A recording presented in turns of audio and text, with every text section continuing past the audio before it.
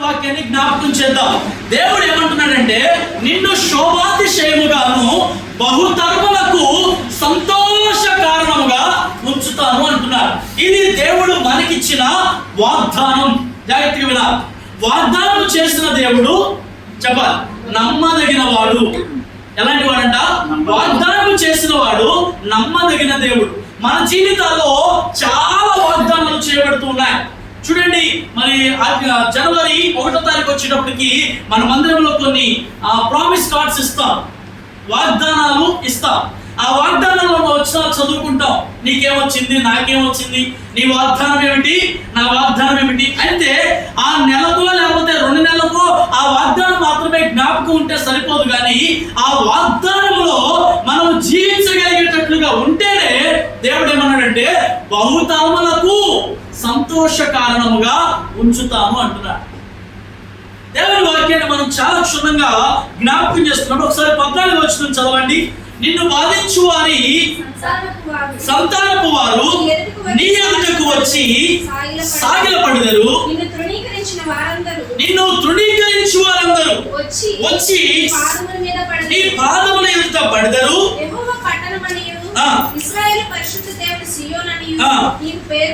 చాలు చూడండి, 14వ వచనంలో నిన్ను బాధించు వారి సంతానపు వారు నీ ఎదుటకు వచ్చి సాగిలపడెదరు. చాలా సార్లు మనం అనుకుంటూ ఉంటాం, బాధ పెట్టేవాళ్ళు, మనల్ని ఎవరైనా ఇబ్బంది పెట్టేవాళ్ళు, మనల్ని ఎవరైనా బాగా కష్టపెట్టే వాళ్ళు ఎవరు ఉంటే దేవుడు వీళ్ళకి ఏదైనా చేసేస్తే బాగుండు అనుకుంటాం కదా. దేవుడు వీళ్ళకి ఏదైనా నష్టం కలిగిస్తే బాగుండు, లేకపోతే దేవుడి పనిష్మెంట్ వీళ్ళకి వస్తే బాగుండు అని చాలా సార్లు మనం అనుకుంటాం. ఎందుకంటే వాళ్ళు మనం ఏమి అనలేనప్పుడు దేవుడే వారికి తీర్పు తీస్తే బాగుండు అనే విషయాలు మనం అనుకుంటాం. కొన్నిసార్లు మనకు మనంగా ప్రతీకారం తీర్చుకోవడానికి కూడా ప్రయత్నం చేస్తూ ఉంటాం. మనుషుడికి కోపం ఎంత వేగంగా వస్తుందో ఆ కోపాన్ని ఎంత మనిషి మీద తీర్చుకోవాలి అనేటువంటి ఆలోచన కూడా మనుషుడికి ఉంటూ ఉంటుంది. కోపపడడం అనేది మనుషుడి యొక్క లక్షణం. చాలా జాగ్రత్త మీద, మనల్ని బాధించు వారి సంతతి వారు నీ ఎదుటకు వచ్చి సాగిలపడెదరు. దేవుణ్ణి నమ్ముకున్న బిడ్డలు ఉన్నారనుకోండి, మనం అందరం దేవుని బిడ్డలమే. దేవుణ్ణి నమ్ముకున్న బిడ్డల యొద్దకు ఎవరైతే కష్టపెడతారో, ఎవరైతే బాధలు కలిగిస్తారో వారే వచ్చి సాగిలపడతారు అని దేవుని వాక్యం మాట్లాడుతూ ఉంది. మీకు ఎప్పుడైనా ఈ అనుభవాల్లో ఎప్పుడైనా మీకు తెలుస్తుందా? ఎవరైనా మిమ్మల్ని తిట్టినా, ఎవరైనా మిమ్మల్ని ఏదైనా అన్నా వాళ్ళంతటి వాళ్ళే వచ్చి సారీ చెప్పడమో, క్షమించమని అడగటమో ఎప్పుడైనా ఏ విషయాల్లోనైనా అది అనుభవిస్తే మనకు అర్థమవుతుంది. పొరపాటున ఏదైనా అనేసానో, లేకపోతే నోరు జారి ఇలా మాట్లాడానో చాలా సందర్భాలు ఇవన్నీ కలుగుతూ ఉంటాయి, మన జీవితాల్లో వస్తూ ఉంటాయి. కానీ ఇవి ఏవి కూడా ప్రమాణం లేకుండా జరగవు. కానీ ఒక విషయాన్ని మనం గమనిస్తే దేవుడే ఎవరంట? దేవుడే వారిని ప్రేరేపించి నీ సంతానం వారి వద్దకు వచ్చి వాళ్ళు ఏం చేస్తారు? సాగిలపడెదరు అన్న. మీకు బాగా అర్థమయ్యేలాగా ఒక ఉదాహరణ చెప్తాను. నెబుకద్నెజరు రాజు ఎంతమందికి తెలుసు? బైబిల్లోనే కొన్ని విషయాలు నేర్చుకుందాం. వీళ్ళు ఎలా సాగిలపడ్డారు అనే విషయాలను మనం జ్ఞాపకం చేసుకుంటే మన జీవితంలో దేవుడు ఎలాగో కార్యాలు చేస్తాడో అర్థమవుతుంది. నెబుకద్నెజరు అనే రాజు ఉన్నాడు బైబిల్లో. అతడు బబులోను అనే పట్టణాన్ని లేక బబులోను అనే నగరానికి చాలా పెద్ద రాజు. దానియేలు గ్రంథంలో మనం చదువుకుంటే అతను గురించినటువంటి కథా వృత్తాంతం అంతా కనిపిస్తూ ఉంటుంది. అయితే ఈ నెబుకద్నెజరు యెరూషలేము మీదకి దండెత్తి చాలా మంది ఇశ్రాయేలు అందరినీ కూడా అతను చెరలోనికి తీసుకెళ్ళాడు. అంటే వారి దగ్గర బానిసత్వం చేయడానికి తీసుకొని వెళ్ళాడు. ఇప్పుడు ఇశ్రాయేలు అందరూ కూడా నెబుకద్నెజరు రాజు కింద ఎలా ఉన్నారు? బానిసలుగా ఉన్నారు.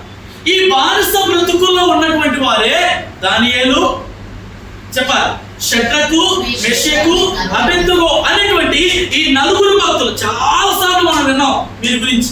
వీరు కూడా ఇదే చెరలోనికి రాబడిన వారు. ఇప్పుడు ఒక రాజు ఒక దేశం మీద దండెత్తాడు అనుకో, ఆ దేశంలో ఉన్న ప్రజలను తను తీసుకొని వెళ్ళిన తర్వాత 3 శాఖలుగా విభజిస్తాడు. వారు అర్థం చేసుకోండి. ఒక దేశం మీదకి రాజు దండెత్తితే ఆ బానిసలుగా వచ్చినటువంటి వాళ్ళని 3 విధాలుగా విభజిస్తారు. ఒకటి వారికి పనులు చేసేవారిగా, అంటే వెట్టి చాకిరి, ఇంట్లో పనులు చేసే వారి కింద కొంతమంది ఉంచుతారు. వారిలో కొంతమంది యవనస్తులను, కొంతమంది స్త్రీలను, కొంచెం వయసు ఉన్నటువంటి వారిని వాళ్లకు శారీరకమైనటువంటి సంబంధాల కింద కొంతమంది ఉంచుకుంటారు. అర్థమవుతుందా? ఇంకొంతమందిని కట్టడాలు, అంటే వారి దేశంలో ఏమైనా కట్టుకోవాలన్నా, ఒక బిల్డింగ్స్ లేకపోతే ఒక ఏదైనా వారి గురించి ఏదైనా చెయ్యాలంటే పనివాట్ల నిమిత్తం, వారు పనులు చేసే నిమిత్తం కొంతమందిని ఏర్పాటు చేసుకుంటారు. చెప్పండి ఎవరెవరో? ఒకటేమో బానిసలుగా, ఇంట్లో పనులు చేసడానికి బానిసలుగా కొంతమందిని వాడుకుంటారు. రెండవ వారిని వారి శారీరకమైనటువంటి అందాలను కాపాడుకోవడం కోసం కొంతమందిని చెలికత్తులుగా, పని మనుషులుగా, బాడీ గార్డ్స్ గా కొంతమందిని పెట్టుకుంటారు. కొంతమందిని ఏమో వారి దేశంలో కట్టడాలు, అంతఃపురాలు, భవనాలు ఇలాంటి కట్టడం కోసం, అది కూడా ఒక బానిస బ్రతికే. ఇలా 3 రకాలుగా విభజించి వారిని ఆ దేశంలో పెట్టుకుంటూ ఉంటారు. ఏ రాజు అయినా అంతే. అయితే ఈ నెబుకద్నెజర్ అనే రాజు చాలా గర్విష్టి. అలాంటి వాడు చాలా గర్వం. ఎందుకంటే ఆనాటి దినాలలో బబులోన్ అనేటువంటి ఆ దేశం యొక్క అతి విస్తారముగా ఉన్నటువంటి దేశం అది. ఆ యొక్క రాజు పేరు చెప్తే నలుమూలల దేశాలన్నీ భయపడిపోయాయి.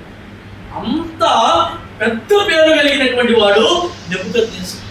అయితే ఈ నెబుకద్నెజర్ హయాంలోనే దురాయి అనేటువంటి ప్రాంతంలో ఒక విగ్రహాన్ని తయారు చేశారండి. ఎవరి విగ్రహం అది? ఆ రాజుగారి విగ్రహమే. ఆ రాజుగారి విగ్రహమే. చూడండి, దానియేలు గ్రంథం 3వ అధ్యాయం మీరు చదువుదాం. కొంత వాక్యాన్ని మనం జ్ఞాపకం చేసుకుందాం. త్వరితంగా నేర్చుకుని త్వరితంగా ముందుకు వెళ్ళిపోతాం. రాజు నెబుకద్నెజరు బంగారు ప్రతిమను ఒకటి చేయించి బబులోను దేశంలో హోరాయిను మైదానములో దాన్ని నిలవబెట్టించాడు. వినాలి వినాలి, అది 60 మూరల ఎత్తు అంట. మీకు లెక్కలు తెలుసుగా? మూర అంటే అంతేనా? ఇలాగ 60 మూరలు అంటే భూమి నుంచి 60 మూరలు వేసుకెళ్ళిపోవడమే. మీకు మూరలు అంటే పూలు కొలిసే వాళ్ళకి తెలిసింది. మూర అంటే ఎంత? 60 మూరల ఎత్తు, 6 మూరల వెడల్పు. అంటే అడ్డంగా ఇలా 6 మూరలు వేసుకుంటే ఎంత ఉంటుందో అంత. 6 మూరలు చదవండి. 60 మూరల ఎత్తు, 6 మూరల వెడల్పును ఉండేను. ఎత్తు చదవలేదు మీరు. అది 6 మూరల ఎత్తును 6 మూరల వెడల్పునై ఉండేను. రాజుకు నెబుకద్నెజరు చదవండి అధిపతులను, సేనాధిపతులను, సంస్థానాధిపతులను, చూడండి అందరిని పిలిపించాడట.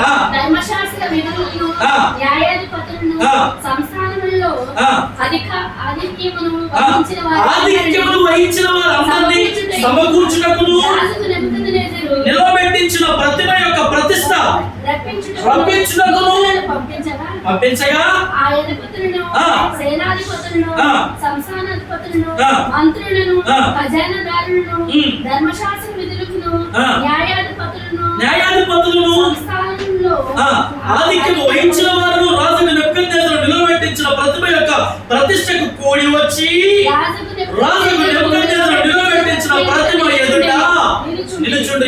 ఇక్కడ ఇవ్వచ్చు. ఇట్లుండగా ఒక దూత చాటించినదేమనగా, దేశస్తులారా ఆయా భాషలు మాట్లాడు వారిలాగా మీకు ఆజ్ఞయించుచున్నాను. ఏమనగా చూడండి చూడండి, బాధ, పెరంగ్రోవి, పెద్ద వీణ, వీణ, విపంచిక, సకల విధములకు వాయిద్య ధ్వనులు రాజుకు నెబుకద్నెజరు నిలబెట్టించిన ప్రతిమ ఎదుట సాగిలపడి నమస్కరించుడి. నమస్కరింపని వాడెవడు? వాడు మండుచున్న అగ్నిగుండములో తక్షణమే, ఇక ఆలస్యం లేదు, వెంటనే వేయబడును. సకల జనులకు బాకా పిల్లలకు జోవి, పెద్ద వీణి, సుక్కుని, విపంచిక సకల విధములకు వాయిద్యములను వినబడగా ఆ జనులకు, దేశస్తులకు ఆయా భాషలు మాట్లాడేవారు. చాలా ఇక చదువుతూ వెళ్తే చాలా సమయం అయిపోతుంది, నేను క్షుణ్ణంగా చెప్పేస్తాను. విషయం ఏంటంటే చాలా మందిని ఆ దేశంలో ఉన్న వాళ్ళందరూ పోగు చేశాడు. ఆ భాషలు మాట్లాడేవాళ్ళు, అందులో ఉన్న సంస్థానాధిపతులు అందరూ పిలిపించాడు. ఇతను ఏం చేశాడంటే 60 మూరల వెడల్పున్న ఒక బంగారు ప్రతిమ, 6 మూరల వెడల్పున్న ఆ ప్రతిమ, 6 మూరల వెడల్పున్న ఒక బంగారు ప్రతిమ. ఇప్పుడు ఏంటంటే అన్ని వాయిద్యాలు పెట్టాడు అక్కడ. ఈ వాయిద్యాలని ఒక్కసారిగా వాయిస్తుండగా ఆ ప్రతిమకి ఏం చేయాలి తెలుసా? నమస్కరించాలి. ఇది అతను పెట్టిన రూల్. ఇందులో ఎవరైతే నమస్కరించరో, అర్థమవుతుందా? ఈ బొమ్మకి ఎవరైతే నమస్కరించరో తక్షణమే ఇక లేట్ ఏమి లేదు, వెంటనే వాళ్ళు తీసుకెళ్ళి ఎక్కడేస్తారంట? అగ్నిగుండంలో పడేస్తారన్న. ఇప్పుడు ఆలోచించా, ఇప్పుడు మన దేవుడి వాగ్దానం ఏమిటి? ఈ నిర్మాణంలో దేవుడు ఏం చెప్పాడు? మీరు ఆకాశం అంతైనా కానీ, భూమి మీద అయినా కానీ, భూమి కింద అయినా కానీ, భూలోకంలో దేనిని కూడా మీరు చెప్పాలి నమస్కరించకూడదు, పూజింపకూడదు, వాటిని మొక్కకూడదు. ఇది దేవుడి యొక్క ఆజ్ఞ. ఇప్పుడు ఈ ఆజ్ఞను పాటించాలా? నెబుకద్నెజరు నిలబెట్టిన ప్రతిమకు నమస్కరించాలా? ఆఫ్ కోర్స్ మనందరం ఆ టైంలో అక్కడ ఉన్నాం అనుకో, ఏం చేస్తాం? సాగిలిపోయి మామూలు కాదు, పొరుగు దండాలు పెట్టుకొని నమస్కారం పెడతాం. ఎందుకని? తక్షణమే అన్నాడు అక్కడ. అంటే ఎవరైతే చేయలో వాళ్ళకి వెంటనే శిక్ష ఉంది. ఇప్పుడు ఆ మొక్కనోడు ఎలాగో మొక్కడేమో, అయితే ఆ మొక్కకు పోతే వచ్చే శిక్షను బట్టే అడిగారా? ఎందుకంటే అది అగ్నిగుండం, కాలిపోయేది, దయచేసేది. ఆ శిక్షను చూసైనా, ఆ శిక్ష ఈ రోజులో ఉంటే ఎంత బాగుండు. ఎవరైనా ఆడపిల్లని ఏదైనా చేస్తే తీసుకెళ్ళి అగ్నిగుండంలో పడేస్తామంటే ఎవరైనా చూస్తాడా? ఎవరైనా తప్పు చేస్తాడా? శిక్షా స్మృతులన్నీ ఎలా అయిపోయినాయి అంటే చాలా ఈజీ అయిపోయింది. అందుకనే ఎవరైనా భయంకరంగా, మొన్న ఒక కుర్రాడు భార్య భర్త విడిపోయి కొంతకాలం అయింది. చిన్న బాబు ఉన్నాడు, అమ్మాయి పేరు సరస్వతి, నర్సుగా పనిచేస్తుంది అమ్మాయి. ఏదో మనస్పర్ధలు వచ్చినాయి, వాతావరణంలో అనుమానం వస్తున్నాడు. ఈ అమ్మాయి డ్యూటీ దిగి గేట్ బయటకు వచ్చినప్పుడు వాడు కత్తి తీసుకొని వెళ్ళి, అందరూ చూస్తూనే ఉన్నారు సమాజం అంతా, వాడు వాయించడానికి కత్తి తీసుకొని మీదకి వెళ్తున్నాడు. అమ్మాయి గొంతుకొచ్చి చెప్పేసి అక్కడికి అక్కడే చూస్తున్నారు. అలాగా చూసారా మీరు? అది ఎంత దారుణం ఆలోచన. మరి ఈయన తీసుకెళ్ళి ఏం చేయాలా? తీసుకెళ్తారు, జైలుకి తీసుకెళ్తారు, కూర్చోబెడతారు, యావజ్జీవ కారాగార శిక్ష, అంతేగా. ఇక 3 పూటలు చక్కగా జైల్లో కూర్చొని తినడమే పని, పని లేదు, పాట లేదు, అయిపోయింది. వాడి జీవితం అంతా అక్కడే కనడం. అందుకే వాక్యాలతో చాలా జాగ్రత్తగా మనం అర్థం. ఆ రోజుల్లో నెబుకద్నెజరు పెట్టినటువంటి శిక్షకు భయపడైనా వాళ్ళందరూ ఏం చేశారు తెలుసా? అందరూ మోకరించారంట, అందరూ ఆ విగ్రహానికి నమస్కారం చేశారు. అయితే అందులో కొంతమంది ఉన్నారు, వాళ్ళు ఎలా వెళ్ళారు? బానిసలుగా వెళ్ళారు. ఇప్పుడు నెబుకద్నెజరు ఉన్నటువంటి ఆ దేశంలో వీళ్ళందరూ చెరగలిపోయిన వారే. ఈ చెరగలిపోయిన వారిలో ఎవరైనా ఇతనికి వ్యతిరేకంగా నిలబడతారేమో అని అక్కడ ఉన్నటువంటి వారందరూ కుట్రలు పన్ని, పన్నాగాలు పన్ని, ఇలాగా ఆ యొక్క ఒక శాసనాన్ని రాజుగారి చేతే సృష్టించి ఆయన ఏర్పాటు చేసినటువంటి విధానం. అందులో ఎవరు తప్పించుకున్నారో చదువుదాం, చూడండి. రాజా తాము షడ్రకు, మేషకు, అబేద్నెగో అను 3 యూదులను బబులోను దేశంలోని రాజకార్యములు విచారించుటకు నియమించింది. ఆ మనుషులు 14 చదివేండి, త్వరగా అయిపోతాం. అప్పుడు అంతగా నెబుకద్నెజరు వారితో ఇట్లనెను, షడ్రకు, మేషకు, అబేద్నెగో, మీరు నా దేవతను పూజించుటయు నేను నిలబెట్టించిన ప్రతిక మొక్కట్లేదని, నమస్కరించట్లేదని నేను విన్నది నిజమేనా అని అడిగాడు. వాళ్ళ ముగ్గురు ఏమనాలి? కనీసం శిక్షకు భయపడు, రాజుగారికి ఉన్న హొందతనానికి భయపడు, ఏ శిక్ష ఏ విధంగా అమలు చేస్తాడు తక్షణమే అన్నాడు కదా, దానికన్నా భయపడి ఏమన్నా బ్రొక్కుతారేమో అనుకున్నాడు. డైరెక్ట్ గా రాజుగారే వాళ్ళని అడుగుతున్నాడు, ఏమయ్యా నేను విన్నది నిజం. ఎస్ఐ గారు, సిఐ గారు అడుగుతారా, దొంగతనం చేశావా, పరుసు కొట్టేశావా, గొలుసు లాక్కెళ్ళిపోయావా అడుగుతారు. కానిస్టేబుల్కి సమాధానం చెప్పరు, కానీ సిఐ గారికి, ఎస్ఐ గారికి కంపల్సరీగా చెప్పాలి. ఎందుకంటే వాళ్ళ కోట వేరుగా ఉంటుంది కాబట్టి. అలాగే అడిగాడు రాజుగారు కూడా వాడిని. కానీ వీళ్ళిచ్చే సమాధానం ఏంటి తెలుసా? ఒక్కసారి 17వ వచనంకి వచ్చేయండి. షద్రకు మేషకు అబేద్నెగోయి 16 రాజుతో ఇలాగూ చెప్పి ఎవరు పిలుస్తారండి? కనీసం రాజుగారు అని కూడా అట్లా పేరు పెట్టి పిలుస్తున్నారు. నెబుకద్నెజరు ఇందుని గురించి నేను నీకు ప్రత్యుత్తరం ఇవ్వాలన్నా బా అసలు ఆ రాజుతో మాట్లాడే మాటనా? నువ్వు ఎస్ఐ అయితే ఏంటి, సిఐ అయితే ఏంటి, ఏదైతే ఏంటి అని ఆయనే పేరు పెట్టి పిలిచే దమ్ముందా? మట్టి ఇరిగిపోతాయి, మామూలుగా ఉండవు. కానీ వీళ్ళు చూడండి, వీళ్ళ ధైర్యం చూడండి. ఆ బొమ్మకి నమస్కరించడం లేదు, రాజుగారికి నమస్కారం చేయలేదు, పేరు పెట్టి పిలుస్తూ వాళ్ళు మాట్లాడుతున్నారు ఏంటంటే అసలు నీకు సమాధానం చెప్పాల్సిన అవసరమే మాకు లేనే లేదు. ఎందుకంటే మేము సేవించుతున్న దేవుడు మండుచున్న వేడిమి గల అగ్నిగుండములో నుండి మమ్మల్ని తప్పించి ఒక్కసారి దేవుని స్తుతిద్దాం. హల్లెలూయా హల్లెలూయా. మమ్మల్ని తప్పించి రక్షించుటకు సమర్థుడు మరియు నీ వశమున పడకుండా మమ్మల్ని రక్షించును. ఈ స్టేట్మెంట్ చూడండి. ఒకవేళ ఆయన మమ్మల్ని రక్షింపకపోయినా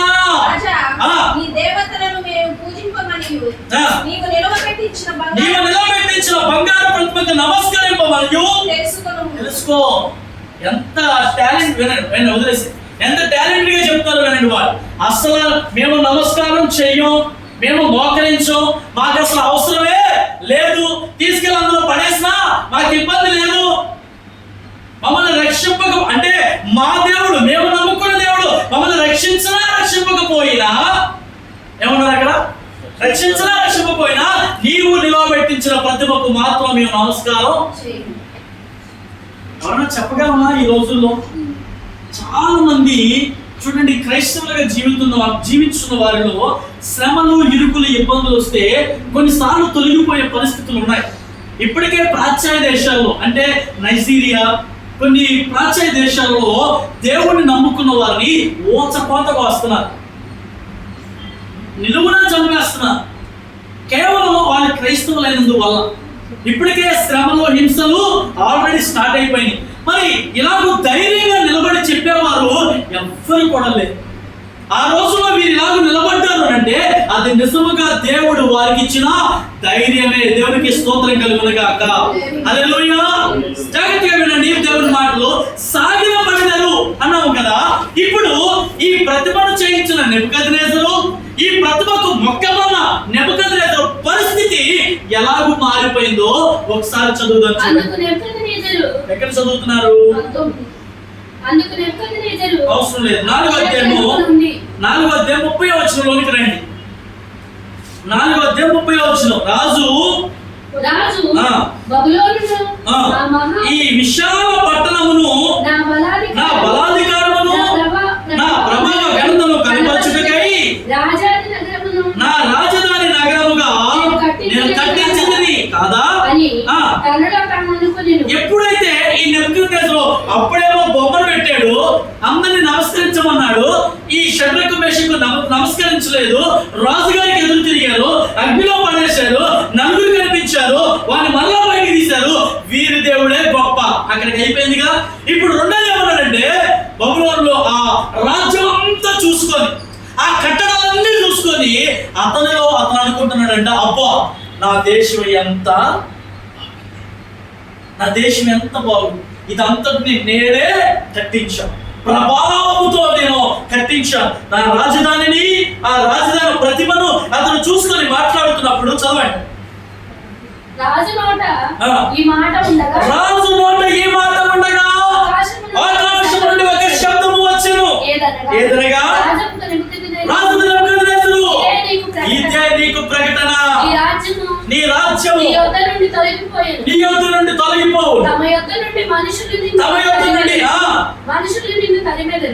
నిన్ను తరిమెదరు, నీవు అడవి జంతువుల మధ్య నివాసము చేయొచ్చు, పశువుల వలె గడ్డి వేస్తావు. సర్వోన్నతులకు దేవుడు మానవుల రాజ్యము పైన అధికారి అయి ఉండి తానెవరికి దాన్ని అనుగ్రహించనిశ్చయించెను నీవు తెలుసుకుని వరకు 7 కాలములు నీకు ఇలాగూ జరుగునని చెప్పాను. ఆఖరి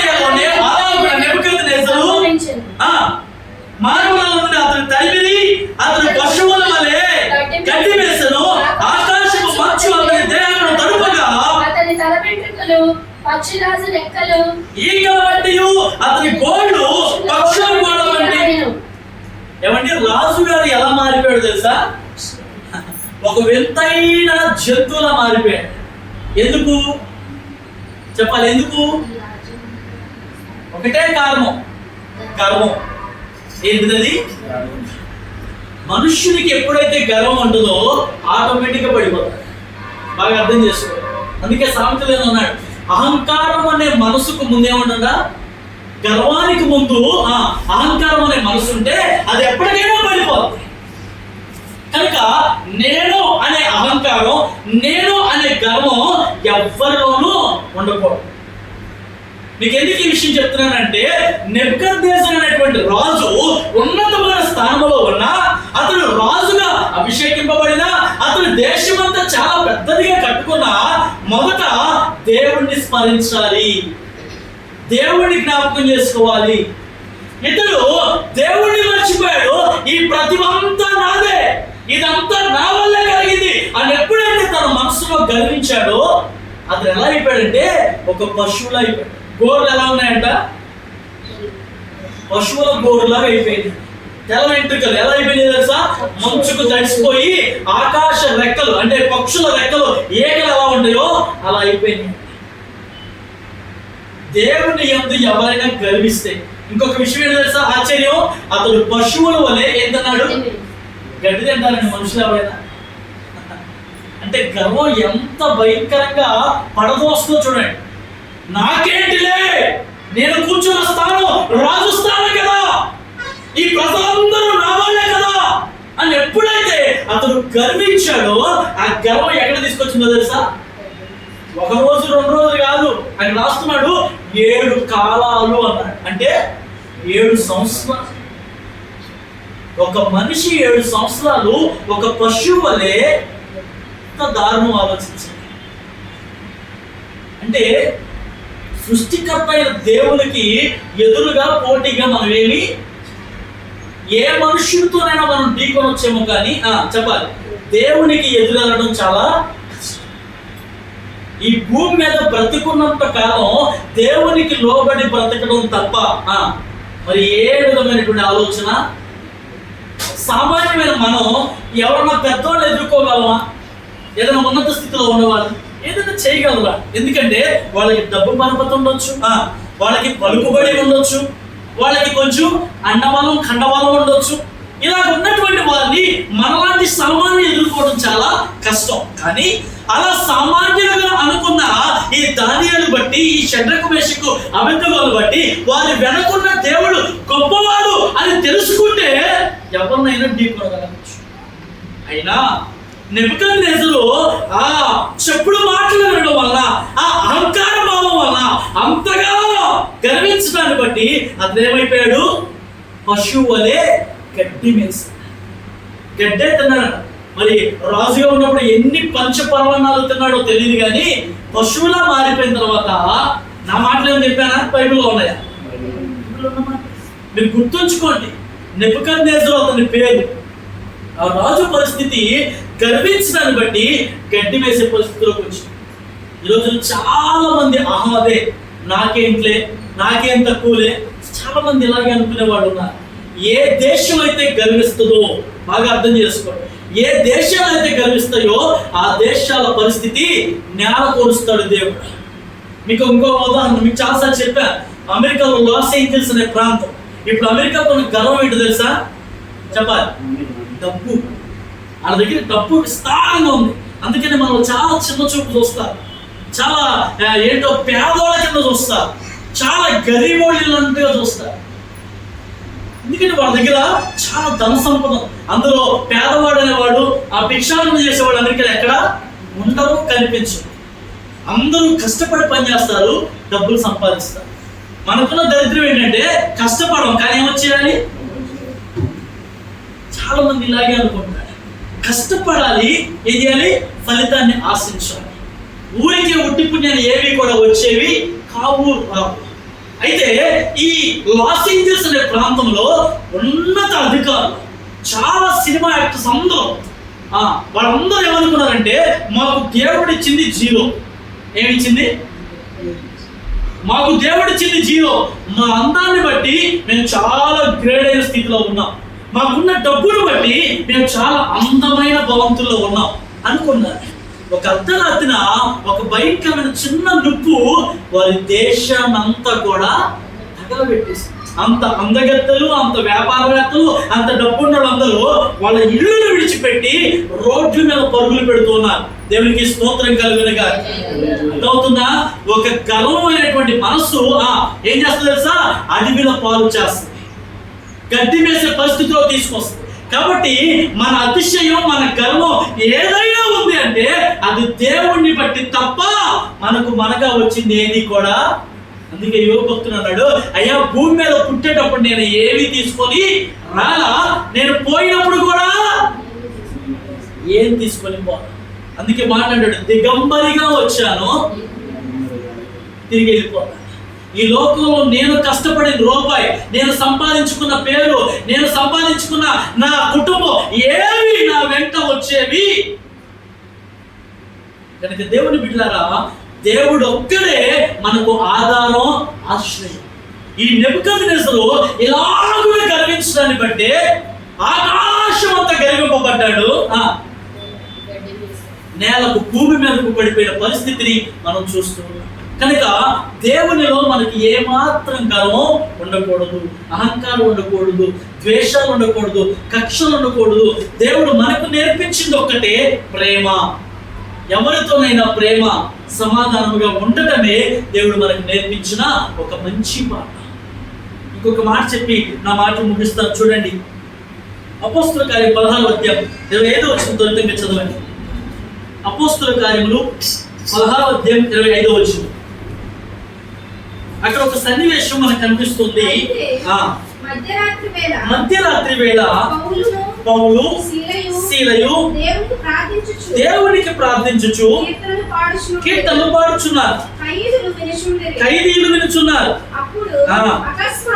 అకస్మాత్తుగా మహాభూకంపం కలిగి చెరసాల పునాదులు. అపోస్తుల కార్యం 16:25. వెంటనే తలుపులన్నీ తెరుచుకుని అందరి బంధకాలు ఊడిపోయి, అంతలో చెరసాల నాయకుడు మేలుకొని చెరసాల తలుపులని తెరిచి ఉండుట చూచి ఖైదీలు పారిపోయారనుకొని కత్తి దూసి తన్ను తాను చంపుకొనబోయాడు. పౌలు, నీవు ఏ హాని చేసుకునొద్దు, మేమందరం ఇక్కడైనా ఉన్నాం అని బిగ్గరగా. ఏమైందో తెలుసా? పౌలు శీల అనేటువంటి వారు, పౌలు వేరు, శీల వేరు. వీళ్ళిద్దరు గురు శిష్యులు. శీల అనేటువంటిది ఆడపిల్ల పేరు కాదు, అది కూడా మగతన పేరే. చాలా మంది శీల అంటే అడిగితే భార్య భర్తలు అనే వాడు కూడా లేకపోలేదు, తెలియక అనుకుంటుంటారు. కానీ పౌలు అనే ఆయన గురువు, శీల అనే అతను శిష్యుడు. వీళ్ళిద్దరూ కూడా ఒక పోలీస్ స్టేషన్ లో పడిపోయారు. వాళ్ళు పోలీస్ స్టేషన్ లో పెట్టారు, బంధకాలు వేసారు, బోండాలు బిగించారు, తెలుసుగా సంఖ్యలు అంటారు, అట్లా పెట్టారంట. వీళ్ళు ఎందుకు అందులో వేయబడ్డారంటే వీళ్ళు ఊరూరు తిరుగుతూ దేవుని సువార్తను ప్రకటిస్తున్నారే కారణం చేత. అయితే వీళ్ళందరూ ఆ యొక్క శరసాలలో పడి ఉండగా మంచి అర్ధరాత్రి వేళ, అఫ్ కోర్స్ 12-1 గంట అయింది అనుకో. ఆ టైంలో అసలు అయితే ఏం చేయాలి? అందరూ నిద్రపోవాలి. అప్పటికి వీళ్ళు తుక్కు ర్యాక్ కొట్టారు, మామూలుగా కొట్ల. ఎన్నిసార్లు చెప్పిన పౌలు గారు మరలా వెళ్ళి ఊళ్ళో సువార్త ప్రకటిస్తున్నాడని బాగా కొట్టి ఆ చెరసాల్లో వేశారు. అన్ని దెబ్బలు వాళ్ళు ఏం చేయాలా? అంతేగా, ఓ దెబ్బలు తట్టుకోలేము, నాయన ఎట్ట కొట్టారు బాబోయని ఆ జైల్లో కూర్చొని ఆ నొప్పులన్నీ స్మరించుకుంటూ ఏదో అలసిపోయి నిద్రపోవాలి. కానీ వీళ్ళు ఏం చేస్తున్నారంట? మధ్యరాత్రి వేళ పౌలు శీల పాటలు పాడుచుండగా చదవండి, ఖైదీలందరూ వింటున్నారు. అప్పుడు అకస్మాత్తుగా మహాభూకంపం కలిగి, ఆ భూకంపం వచ్చినప్పుడు వీళ్ళ చేతుకున్న సంఖ్యలు ఊడిపోయినాయి అంట, చెరసాల తలుపులన్నీ తెరుచుకున్నాయంట.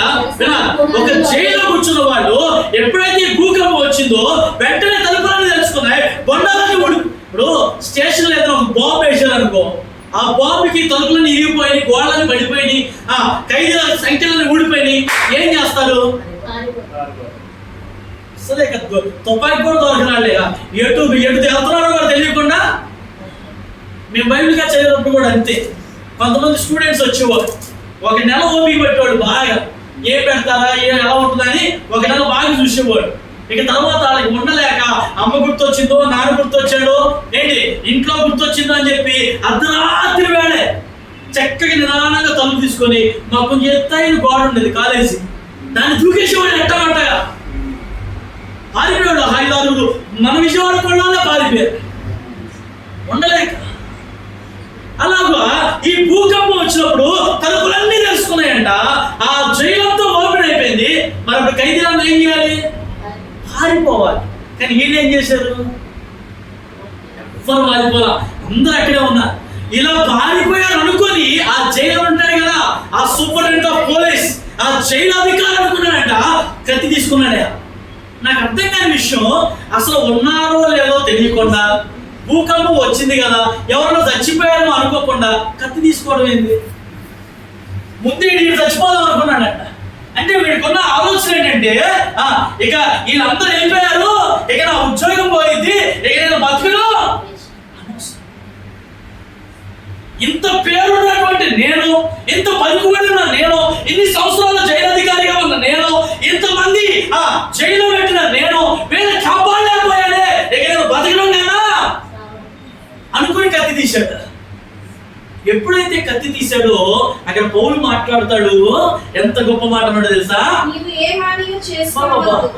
జైలు అధికారితో మాట్లాడుతున్నాయో, ఓ జైలు అధికారి, నువ్వు ఏ హాని చేసుకోవద్దు, మేమందరం ఇక్కడే. అలా చెప్పడానికి ఏం కావాలి తెలుసా? ధైర్యం కావాలి, దమ్ము కావాలి. ఒకవేళ అనుకుందాం అనుకోవద్దు, కానీ ఒకవేళ ఈయనకే ఏదైనా ఆలోచన ఉందనుకో, సత్య సామని అది చచ్చిపోతే మనందరం హాయిగా అంటారా లేదా? అది చచ్చిపోయి అమ్మయ్య కోసేసుకొని చచ్చిపోయి మనందరం హాయిగా అనుకుంటారుగా. కానీ పౌల ఆ ప్రాణం కూడా పోకూడదు. అతను కూడా జరిగినటువంటి దానిని బట్టి ఏమండి అకస్మాత్తుగా ఎందుకు వచ్చింది అక్కడ? అప్పుడు దాకా ప్రశాంతంగా ఉన్న వాతావరణం, అప్పుడు దాకా ఈయన బాగా కొట్టి లోపడేసినప్పుడు, అంతేగా షడ్రకు మేషకులు అదే చేశారు, తీసుకెళ్లి తక్షణమే అగ్నిగుండంలో పడేశారు. మరలా వాళ్ళు ఏమీ కాకుండా బయటకు వచ్చారు. వీళ్ళు కూడా అంతే, బాగా కొట్టి లోపల పడేశారు. మూలుగుతా ముక్కుతా ఉండకుండా ప్రార్థన పాటలు పాడుతున్నప్పుడు అకస్మాత్తుగా ఒక భయంకరమైన వెలుగు ఆ యొక్క ఆ చెరసాల కదిలించి వేసేసరికి, అన్నీ ఊడిపోయేసరికి వెళ్ళిపోయారేమో అనుకున్నాడు. అక్కడ నెబుకద్నెజర్ ఎంత భయపడ్డాడో, ఇక్కడ జైలు అధికారి కూడా అంతే భయపడ్డాడు. అది పాత నిబంధన అయితే, ఇది కొత్త నిబంధన. ఇందులో కూడా అతను ప్రాణం పోగొట్టుకుందాం అనుకున్నాడు. ఇక నా పేరు, నా పరపతి, నా ఉన్న స్థితి అంతా మారిపోయింది, ఇక నేను అవసరం చచ్చిపోదాం అనుకున్నాడు. పౌలు అడ్డం పడుతూ ఉన్నాడు, నువ్వే హాని చేసుకోవద్దు. అలా ఎప్పుడైతే పౌలు మాట్లాడాడో ఆ కింద వచ్చిన చదువుకున్న ముందుకు చెప్పి లోపలికి వెళ్ళి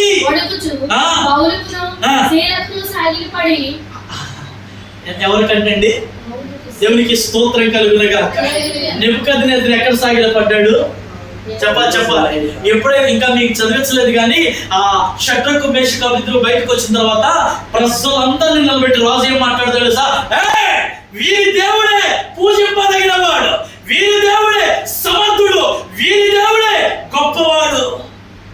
దానియేలు కూడా సింహంలో పడేస్తే దానియేలు ఆ పడేసిన గుహ దగ్గరికి వచ్చి తలుపు తీసి ఏమన్నాడు? జీవము కలిగిన దేవుణ్ణి సేవించుచున్న దానియేలు, నువ్వు బతుకో. 10 కుక్కల మధ్య మనం పడేసారనుకో, మన పరిస్థితి ఏంటి? పిచ్చి కుక్కల మధ్య మనం వేసారనుకో, ఏడ పిక్కు రెండో కూడా తెలియదు. కానీ అవి కుక్కలు కాదు, ఏంటయ్యి? సింహాల మధ్యలో దానియేలు పడేశారు. ఆలోచించండి, అక్కడేమో అగ్నిలో నుండి దేవుడు బయటికి తీసుకొచ్చాడు, ఇక్కడేమో సింహాల నుంచి బయటికి తీసుకొచ్చాడు. ఇక్కడేమో భూకంపం కలిగినా అవన్నీ బద్దలైపోయినా వీరిని సజీవ లెక్కలో ఉంచి జైలు నుంచి ఎవ్వరు తప్పించుకోకుండా అందరూ అక్కడే ఉండిపోయారు. అలనాడు చేసిన అద్భుతం వల్ల రాజే మారిపోయాడు.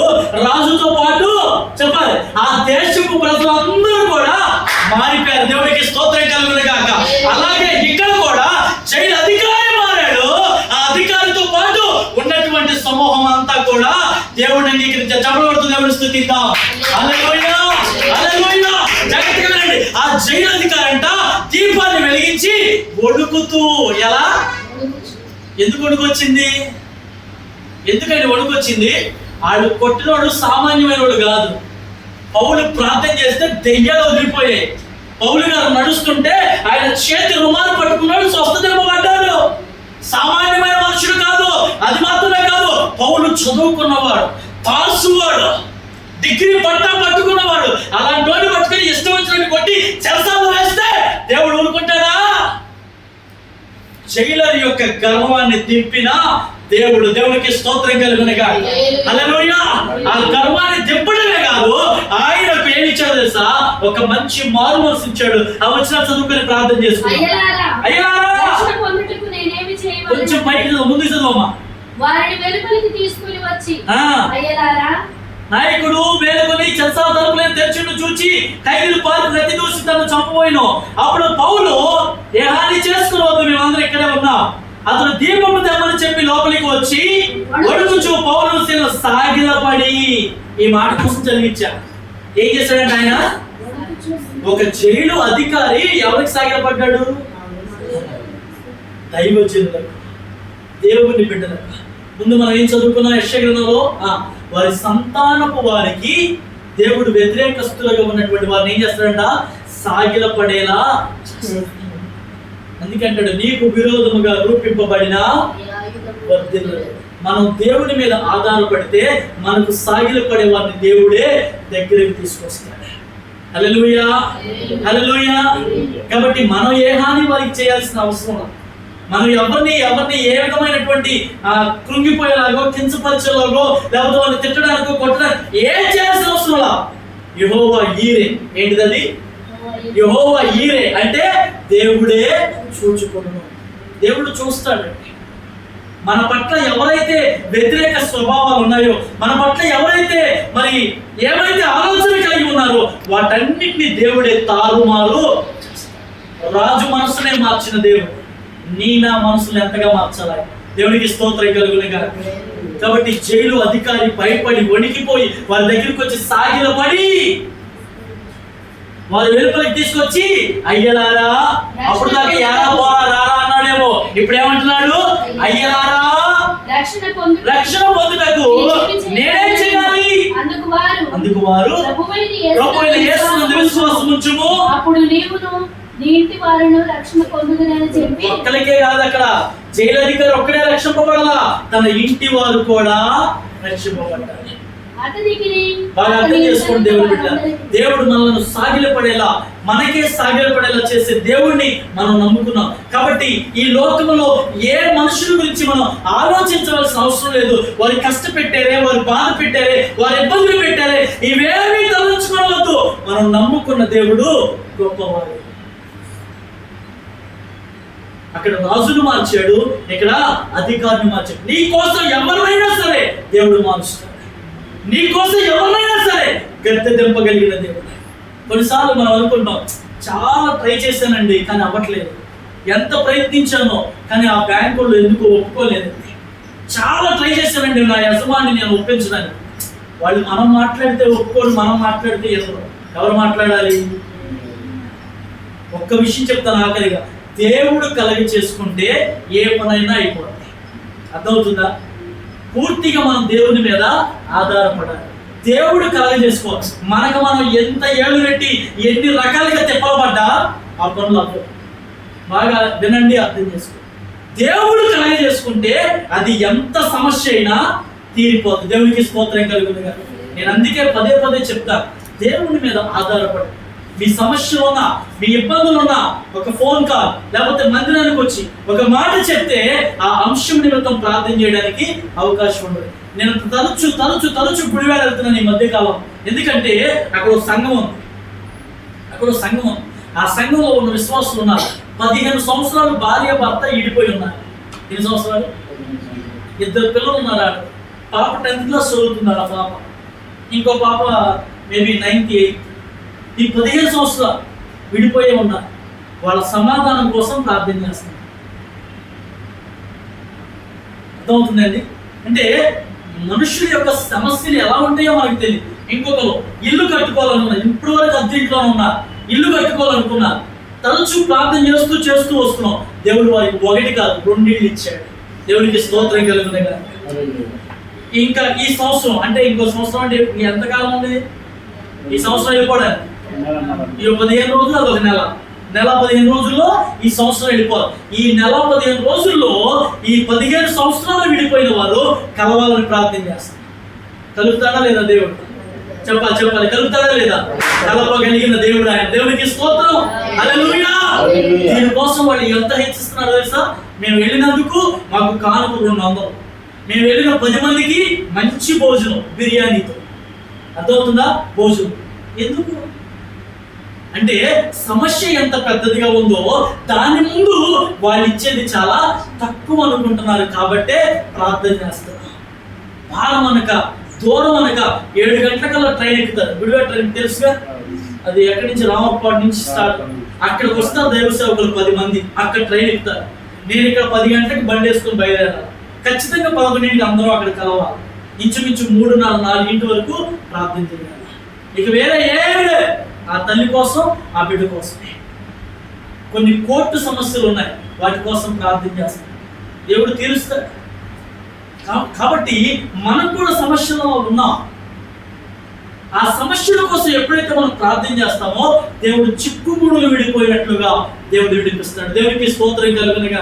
మనకు లేవా శ్రమలు, మనకు లేవా కష్టాలు, మనకి చూడండి నోరు పోయేలాగా ఇప్పుడు 2 సంవత్సరాలు జరుపుతూనే ఉన్నాం. మనకేం కావాలా కదా? మైక్ కావాలని ఎప్పటి నుంచో ప్రార్థన చేస్తాం. దానికోసం కొన్నిసార్లు ప్రార్థనలు కూడా పెట్టించాం. ప్రతి నెల అలా పెట్టుకుంటూ ఉంటే మీ అవసరం చెల్లి కోసం మనం ప్రార్థన చేయించిన ఆన్లైన్ ప్రేయర్లో ఇప్పుడు మరి గర్భం నిలబడాలి. దేవుడు ఆ బిడ్డను గర్భవతిగా చేయాలి. ఆ శ్వాసం లేక ఆ బహుమానం దేవుడు ఇవ్వాలి. దానికోసం మనం ఏం చేయాలి? దేవుడు కలగజేసుకోవాలండి. మనుషులుగా మనం ఎన్ని అనుకున్నా అవి జరుగుతాయి, జరగకపోతాయి. కానీ దేవుడు కలగజేసుకుంటే ప్రతి కార్యం దేవుడు చేస్తాడు. దేవునికి స్తోత్రం కలుగుతుంది. చాలా బంగారం బ్యాంకులో ఉండిపోయింది. అది ఇడవడానికి రాట్లా, పోగొట్టుకోవడానికి ప్రాణం అవ్వదు. ఏం చేయాలా? మన వల్ల అవ్వట్లా. దేవుడు కలగజేసుకున్నాడు. కనుక మార్గం ఏదైనా చూపించేవాడు ఉన్నారు అంటే మనుషులు ఎవ్వరూ కాదు, దేవుడు మాత్రమే. కనుక మనం నమ్ముకున్న దేవుడు గొప్పవాడు కనుక ప్రార్థించే.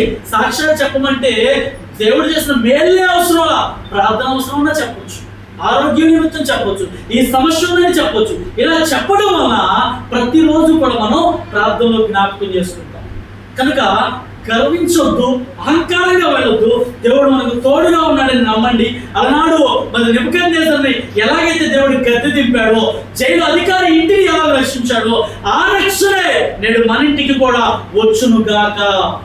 ఆమేన్. దేవుడి కొద్ది మాటలు మన ఇంటిలో దీవించును గాక.